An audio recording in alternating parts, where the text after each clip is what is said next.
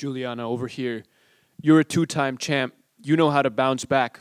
What advice did you give your teammate Belal Muhammad after his loss at UFC 315? I didn't think Belal lost. I watched that fight and I was like, yeah, we got it. And he won. And then when they called it for the other guy, kudos to him. But I thought that Belal won. So I didn't really give him any pep talk except for the fact that, I'm sorry, my brother, you got robbed. So.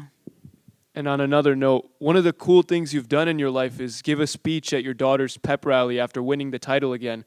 How special is it to inspire people that young and have a belt for you and one for your daughter as well?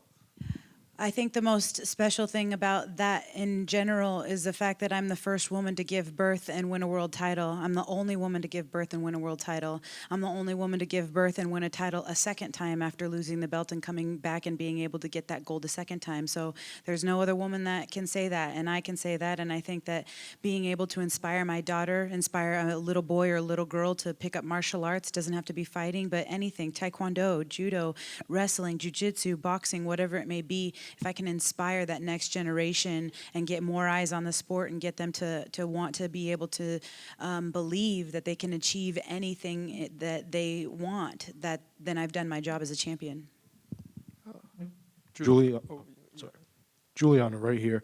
You got invited out to the New York Giants practice yesterday, even got your own jersey. As a massive Giants fan, I have to ask, how was that experience and how did that all come together? That was an incredible experience, one that I'll never forget. I am so grateful to the New York Giants. I am a massive football fan.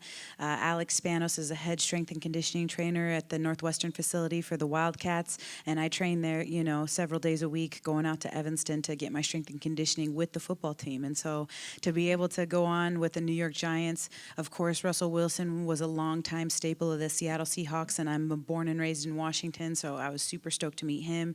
Jameis Winston and I are both sponsored by Guaranteed Rate, and so we're in the same family there with the same sponsor. So to meet these guys and to get to see their practice and to see how excited they were, I know that I'm looking at them the same way that they're looking at me, and that's in awe of what they do. I am one single fighter, but watching them out there together, it felt like, 200 fighters all on one field, and they have to fight for every inch and every yard, and I know that they know what it takes in order to get locked inside that octagon, because they got to put it all on the field, when they're in season and when they're practicing. So fighting is very brutal. Football is also very brutal.